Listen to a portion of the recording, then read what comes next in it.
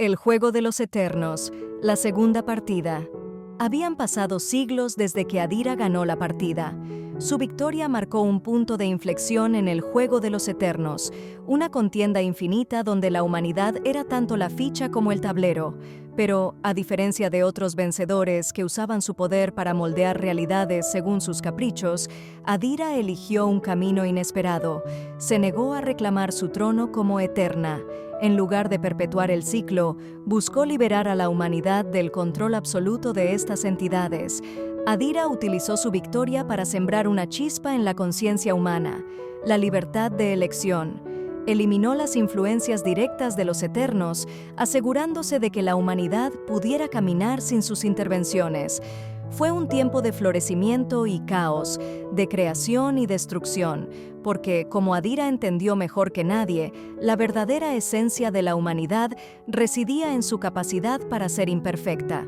Sin embargo, su decisión también creó un vacío. Los Eternos, relegados al margen de la existencia, no desaparecieron. Observaban, esperaban. Y en las sombras del multiverso, las fuerzas que no podían aceptar la derrota de uno de los suyos comenzaron a conspirar. La paz de Adira no duró. Una noche, mientras contemplaba un mundo en equilibrio precario desde una dimensión entrelazada con la realidad humana, sintió una perturbación. No era un simple eco de los Eternos, sino una llamada profunda y aterradora. Algo, o alguien, estaba desafiando su decisión de romper el ciclo del juego. Un mensaje apareció frente a ella, escrito con un fuego que parecía devorar la propia estructura del espacio-tiempo. Adira, la partida no terminó. Tú simplemente pausaste el tablero. Ahora jugaremos otra vez. Adira supo inmediatamente quién estaba detrás. Malcor, uno de los Eternos más antiguos y crueles, un estratega consumado que veía la humanidad como un conjunto de piezas descartables. Malcor había sido un crítico feroz de su victoria y ahora buscaba no solo restaurar el juego, sino torcerlo a su favor, utilizando métodos que incluso los Eternos consideraban oscuros. La segunda partida comenzó de forma distinta. Esta vez, Malcor no anunció sus movimientos en un único tablero. En lugar de ello, desató su influencia en múltiples realidades simultáneamente, fragmentando las fuerzas humanas. Civilizaciones enteras comenzaron a colapsar sin razón aparente. Los mundos fueron sumidos en guerras ideológicas y físicas. Y, lo más inquietante, las propias leyes de la realidad comenzaron a fracturarse. Adira sabía que no podía enfrentarlo sola. Aunque había renunciado a su título de Eterna, aún conservaba un fragmento del poder que había ganado al vencer en la primera partida.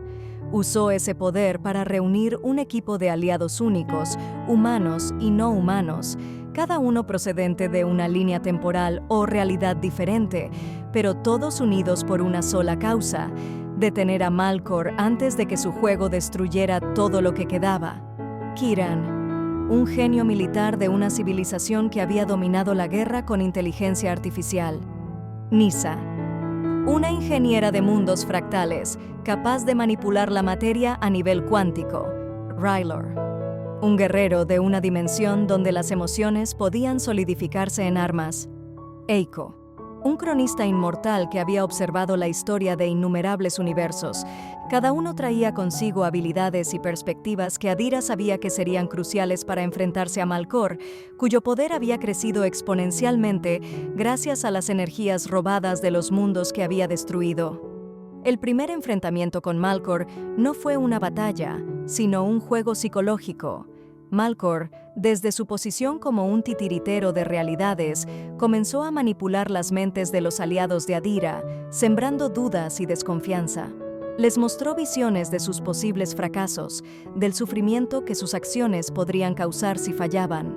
Incluso Adira sintió el peso de su manipulación, enfrentándose al espectro de su pasado, a la pregunta que siempre la atormentaba: ¿había hecho lo correcto al liberar a la humanidad?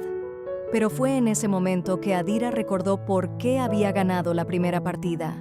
No era su fuerza ni su ingenio lo que la distinguía, sino su fe en lo que los humanos podían lograr, incluso en sus momentos más oscuros.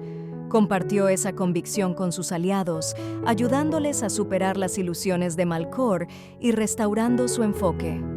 El equipo trazó un plan audaz: atacar a Malcor en su propio terreno, dentro del núcleo del juego, una dimensión donde todas las reglas de la realidad eran dictadas por el Eterno que controlaba el tablero. Para llegar allí, necesitarían atravesar los caminos del infinito, un laberinto dimensional que cambiaba constantemente y que nadie había sobrevivido a cruzar.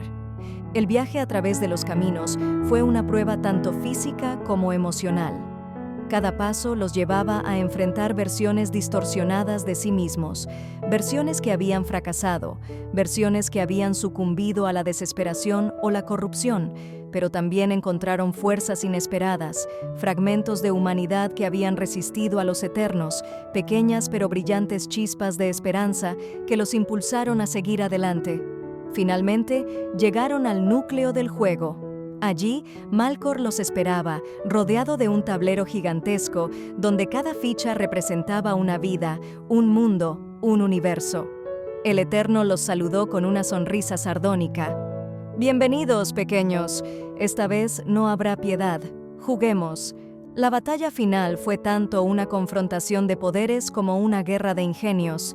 Adira y su equipo usaron todo lo que habían aprendido en su viaje para contrarrestar los movimientos de Malcor, pero el Eterno no jugaba limpio. Manipuló las reglas del tablero, cambiando las condiciones constantemente para desestabilizarlos. En un momento, parecía que todo estaba perdido. Malcor movió una ficha que significaba la destrucción de múltiples realidades simultáneamente. Fue entonces que Adira hizo lo impensable. Renunció al fragmento de poder que aún poseía como vencedora de la primera partida, canalizándolo directamente al tablero. Destruyó las reglas mismas del juego. El tablero comenzó a desmoronarse. Malcor gritó de furia, incapaz de detener el colapso de su creación. Adira lo miró con calma, incluso mientras el mundo a su alrededor se desintegraba. «El problema no es el juego, Malcor. Es que ustedes, los Eternos, olvidaron lo que significa perder». Cuando todo terminó, Adira y su equipo despertaron en un mundo reconstruido, pero diferente. El juego había terminado. Los Eternos ya no tenían poder sobre la humanidad.